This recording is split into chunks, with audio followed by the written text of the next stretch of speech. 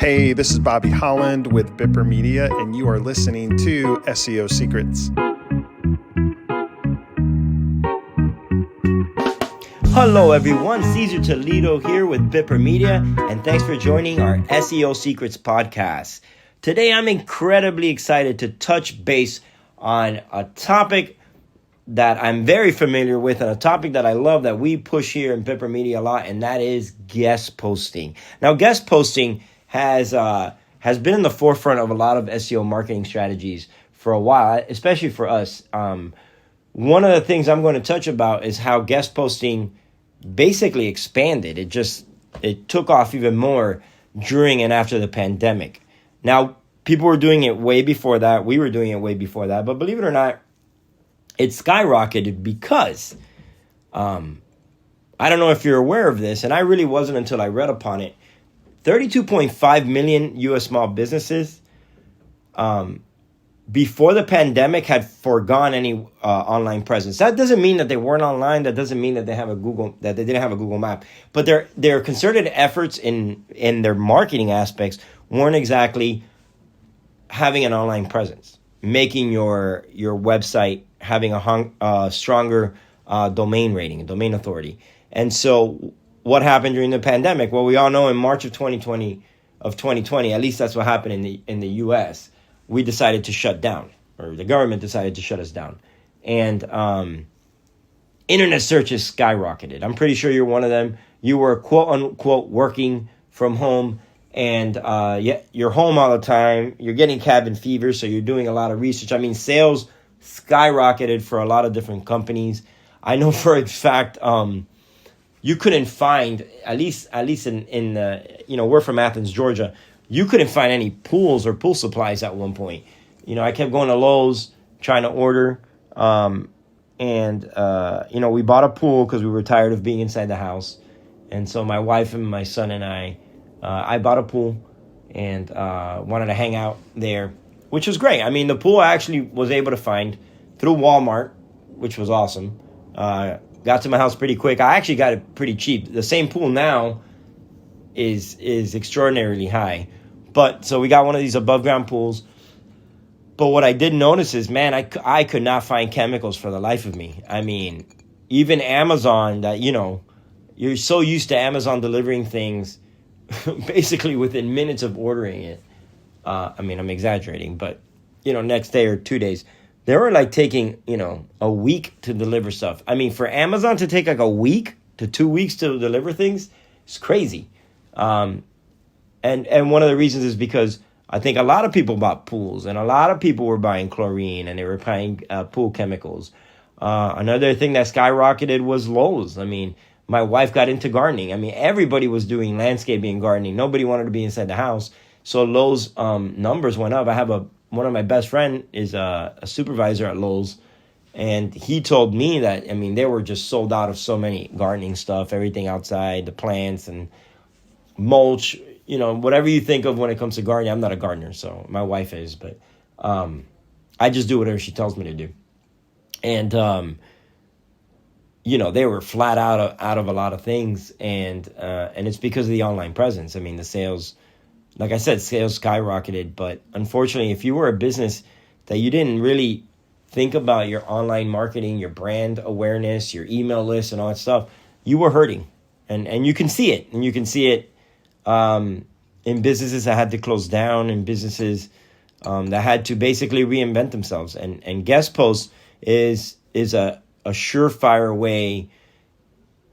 I don't like to say surefire. I'm sorry about that. I really don't like to say guarantee or surefire. But at least from our studies that we've done and all the work that we've done for our clients, guest posting is a invaluable way to help build your brand awareness, increase your online visibility, increase your domain rating, and all that stuff. So I know I've already been rambling. So basically, let's get through the ABCs of guest posting. So if you don't know what a guest post is, you're brand new to it, let me just break it down for you. Basically, a guest post is a blog that you write, and the entire purpose is for you to put that blog that you write on somebody else's website, okay? you want to look for basically a website that is going to intersect with your business or your industry or your interests.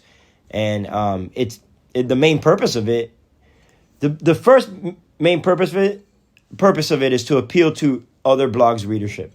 Okay, so I'll give you an example. Let's say you're a local chef and you might write a guest post blog for a local bakery.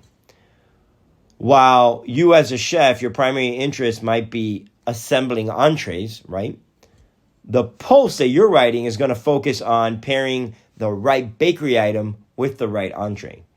And why? Well, that post topic now has an appeal for the bakery blog's usual audience. So, you own I don't know, I shouldn't have used baker as a restaurant as an example, but yeah, we all eat at restaurants. So let's say you're an Italian restaurant and, you're rolling out some new baked goods. You know what to assemble with, I don't know, a lasagna or chicken parmesan or an eggplant parmesan, whatever it is that you like. And you have, and I don't know what pairs with that, so I'm not even going to begin to, but let's, I don't know, chocolate cake, let's just say, whatever, chocolate mousse. And you know about it, you know how to pair it. Well, now you're going to write that blog on chocolate mousse and why it's so great to pair with this Italian dish. And then you post it. If the bakery, the website, that's the bakery website, allows you add that blog post in their website, and in there you put your homepage URL or any URL from your website, and now you've created a guest post, which also gives you a backlink, and backlink is huge. It's huge to help your online presence visibility. So that's an example of what a guest post is. Now, what are the benefits of guest posting? Well, I've already kind of touched on this, but I'm gonna go back to it in case you forgot.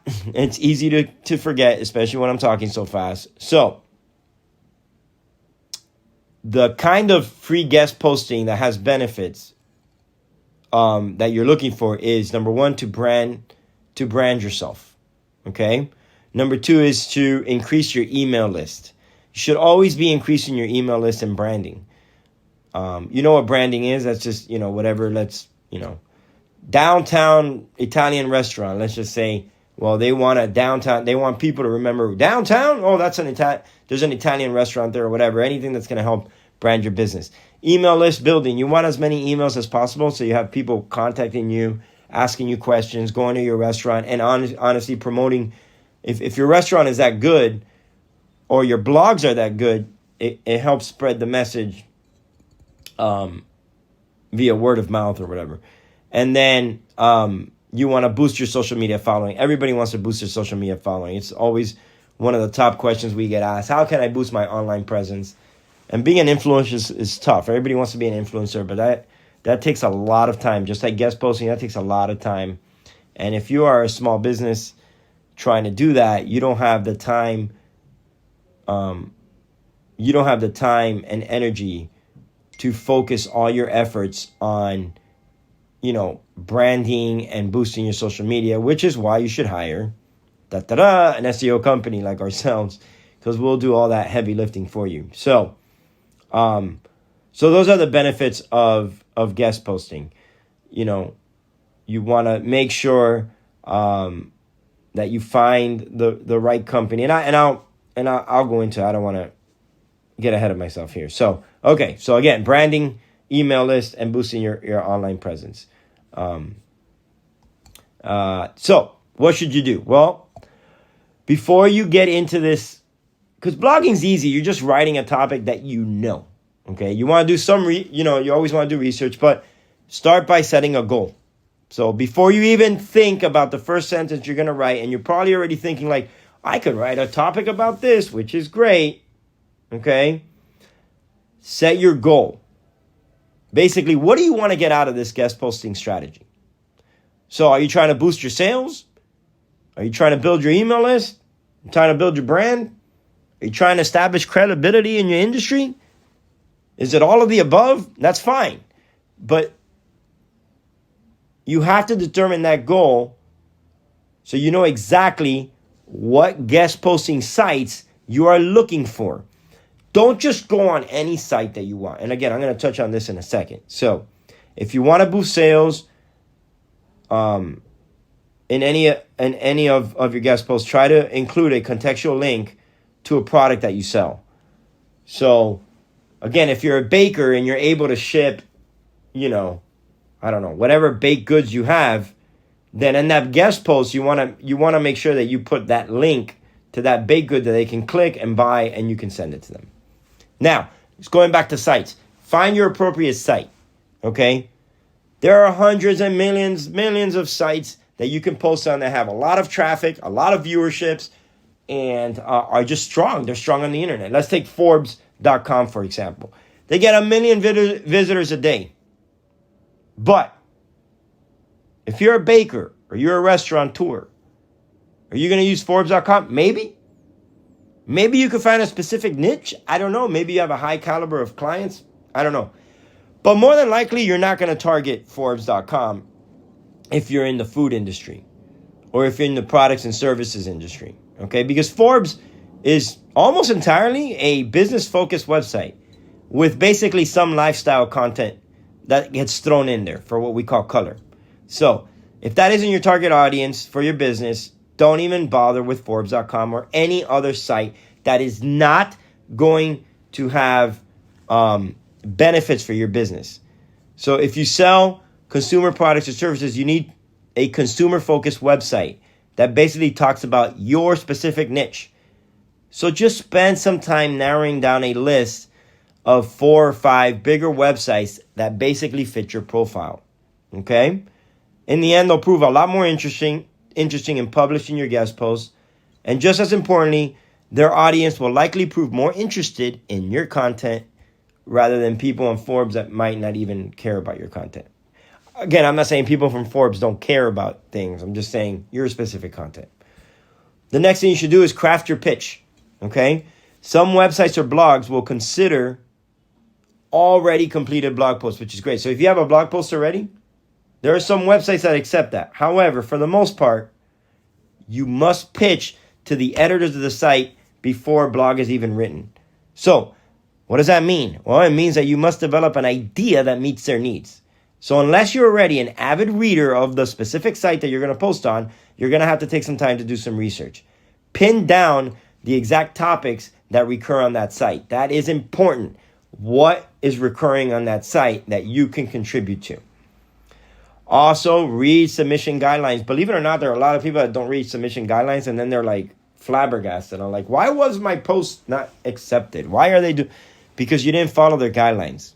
So these guidelines that whatever website has the blog you want to contribute to will often, in general, tell you the specific things they want or do not want to see from you. Focus on the do not want to see from you. That's going to help you a lot more. So once you pin down those general topic areas, you must brainstorm ideas that those niche websites have. And after you brainstorm, guess what you have to do? Start writing? No, it's back to research. You must make sure that that topic that you're writing hasn't been published, with similar content recently. I mean, content's going to repeat itself, but you kind of want to wait, 90 days. If you're writing a topic that's already been there, kind of wait the 90 days from the time that they posted it. So, and try to, do your best to write a compelling subject line for the email when you're reaching out to people. Focus on the benefits of picking your idea, how it will benefit them. And in other words, tell them what's in it for them and not for you. Why does your idea serve their audience? Why is our audience going to stick to your blog posts? If appropriate, include a link. This is good. Try to include a link or two to other high-performing guest posts that you've written, if you have it. It's kind of proof that you can deliver on the quality. Next thing, you can write a good post.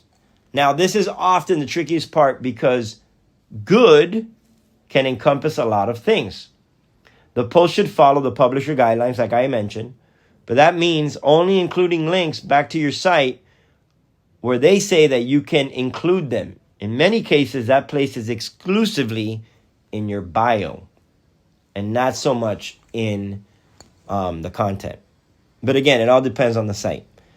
Write content that is relevant to their audience and provides value to that audience. So in the name of all that is good and right and true, proofread that post. You won't believe when we allow guest posts on our site and it's not been proofread. You won't believe the mistakes that we catch. And once that happens, a lot of people aren't going to take your stuff anymore. So make sure you're good. Hey, use Grammarly if you have to. And then the next thing you want to do is promote. Once a blog post goes live, right? You've done all your work, you've written it, they accepted it. Talk about it on social media and provide a link. Include a link to your next post on your own blog. It's an easy way for you to build a little goodwill with the publisher that you're working on. So, guest posting and you. So, just remember, guest posting is just one weapon in your digital marketing armory.